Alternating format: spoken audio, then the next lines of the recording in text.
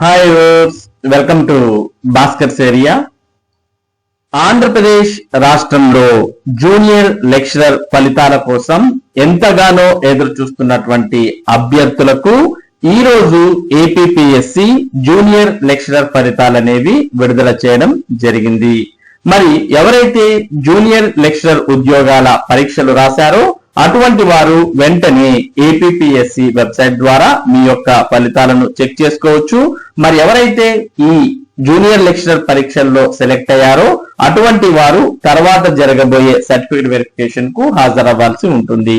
మరి దీనికి సంబంధించినటువంటి పూర్తి సమాచారం కోసం మనం ఏపీపీఎస్సి వెబ్సైట్ ను ఓపెన్ చేయాలి. ఏపీపీఎస్సి వెబ్సైట్ యొక్క అడ్రస్ psc.ap.gov.in. ఈ వెబ్సైట్ యొక్క డైరెక్ట్ లింక్ ఈ వీడియో డిస్క్రిప్షన్ లింక్ లో కూడా మీకు అందుబాటులో ఉంది. దాన్ని క్లిక్ చేసైనా మీరు ఓపెన్ చేయవచ్చు. మరి ఏపీపీఎస్సి వెబ్సైట్ మనం ఓపెన్ చేసిన తర్వాత ఈ విధంగా మనకు ఓపెన్ అవుతుంది. ఇందులో మనకు అనౌన్స్మెంట్స్ అంటూ కనిపిస్తుంది. మరి ఈ అనౌన్స్మెంట్స్ లో ఈ రోజుకి సంబంధించినటువంటి లేటెస్ట్ న్యూస్ ను కూడా మనం చూస్తూ ఉన్నాం.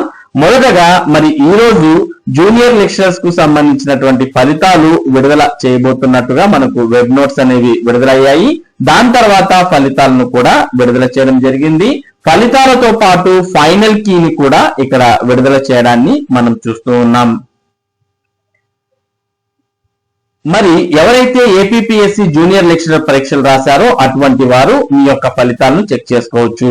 మొదటగా మనం వెబ్ నోట్ అనే దాన్ని ఇక్కడ చూసినట్టయితే ఇక్కడ మనం చూస్తూ ఉన్నాం జూనియర్ లెక్చరర్ పరీక్షలకు సంబంధించినటువంటి web note. It is here by informed that the list of candidates provisionally admitted for verification of original certificates on the basis of written examination held on July 15, 17, 18, 20, 21, 22, 23 forenoon and afternoon sessions from all 13 districts is hosted on the commission's website.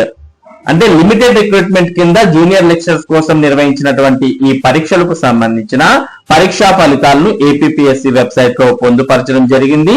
మరి ఈ ఫలితాలు చూసుకున్న తర్వాత వారు original certificates తో verification కు, అది కూడా డిసెంబర్ 16, 17వ తేదీల్లో ఉదయం 10 గంటలకు, అంటే వారికి ఇచ్చినటువంటి తేదీ 16, 17లో ఏ తేదీ అయితే ఇచ్చారో ఆ తేదీన ఉదయం 10 గంటలకు మరి APPSC new HODs building, 2nd floor, MG road, opposite Indira Gandhi municipal stadium, Vijayawada, Andhra Pradesh 520010 అనే ఈ అడ్రస్ కు వెళ్లాల్సి ఉంటుంది.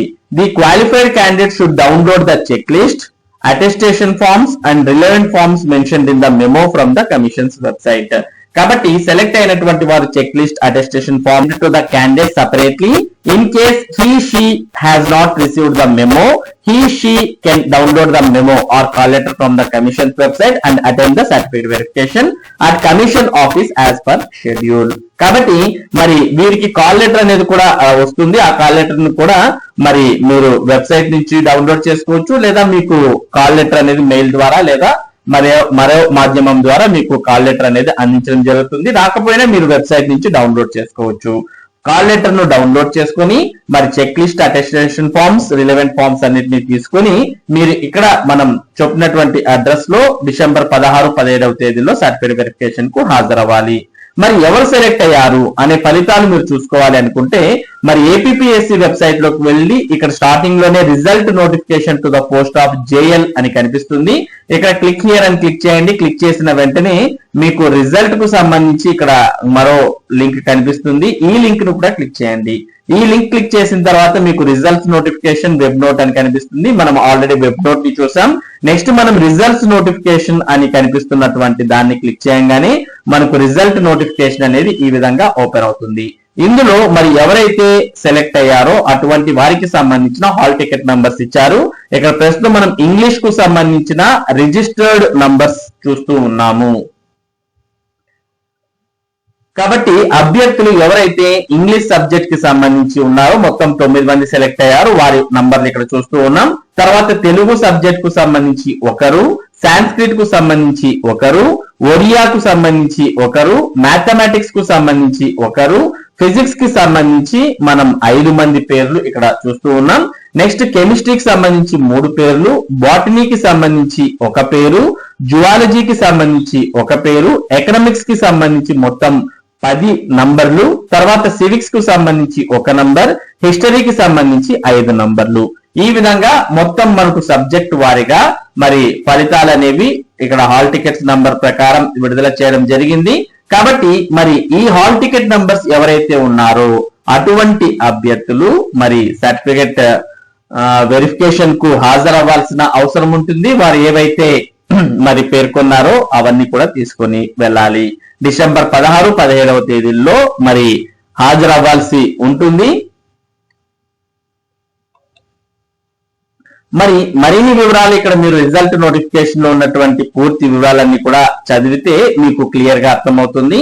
ఇక్కడ మనం చూస్తూ ఉన్నాం డిసెంబర్ 16, 17వ తేదీల్లో మరి కంప్యూటర్ బేస్డ్ ప్రొఫిషియన్సీ టెస్ట్ అనేది కూడా ఉంటుంది. ఫస్ట్ ఒరిజినల్ సర్టిఫికెట్స్ ను వెరిఫై చేస్తారు. వెరిఫై చేసిన తర్వాత వారికి కంప్యూటర్ బేస్డ్ ప్రొఫిషియన్సీ టెస్ట్ కూడా ఆన్ ద సేమ్ డే అని కూడా ఇవ్వడం జరిగింది. కాబట్టి దీనికి కూడా అభ్యర్థులు ప్రిపేర్ అయి వెళ్లాల్సిన అవసరం ఉంటుంది. అంటే కంప్యూటర్ టెస్ట్ కూడా ఉంటుంది అనే విషయాన్ని మీరు గమనించాల్సిన అవసరం ఉంటుంది.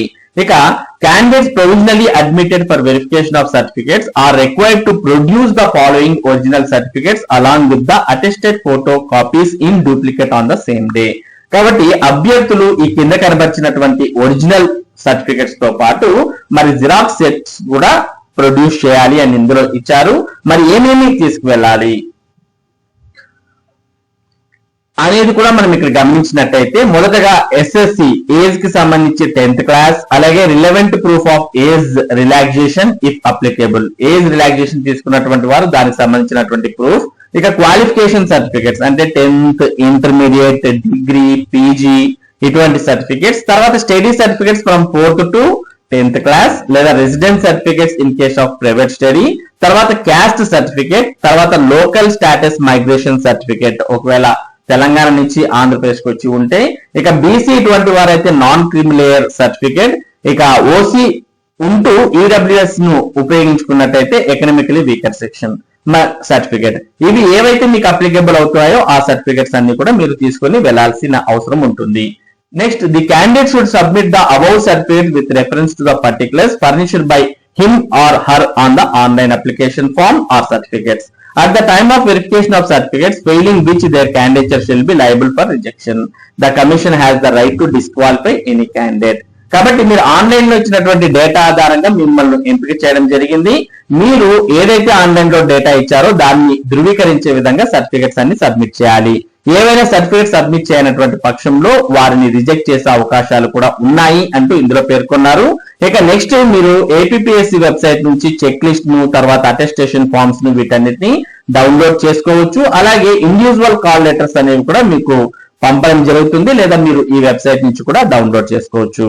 ఈ విధంగా ఏపీపీఎస్సీ విడుదల చేసినటువంటి జూనియర్ లెక్చరర్ సర్టిఫికేట్ వెరిఫికేషన్ కు మీరు ప్రిపేర్ అయ్యి మరి అటెండ్ అవ్వాల్సిన అవసరం ఉంటుంది. అదే విధంగా కంప్యూటర్ ప్రొఫిషియన్సీ టెస్ట్ కూడా ఉంటుంది అనే విషయాన్ని గమనించాలి. ఇది ఏపీపీఎస్సీ విడుదల చేసినటువంటి జూనియర్ లెక్చరర్ ఫలితాలకు సంబంధించినటువంటి సమాచారం. ఇటువంటి ముఖ్యమైన సమాచారం, ముఖ్యంగా విద్య మరియు ఉద్యోగ సంబంధిత సమాచారాన్ని భాస్కర్స్ ఏరియా మీకు అందిస్తూ ఉంటుంది. మరి ఈ సమాచారం మీరు మిస్ కాకుండా పొందడానికి మన భాస్కర్స్ ఏరియా యూట్యూబ్ ఛానల్ కు సబ్స్క్రైబ్ అవ్వండి. అలాగే ఈ వీడియోని లైక్ చేసి షేర్ చేయండి. Thank you for watching this video.